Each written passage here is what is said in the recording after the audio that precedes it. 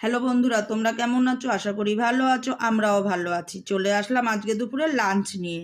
আজকে দুপুরে করেছি ছোট আলু সেদ্ধ করে ডিমের ঝোল। এই যে একটু পাতলা ঝোল করেছি। আর এখানে আছে মিষ্টি কুমড়ো দিয়ে চিংড়ি শুটকি।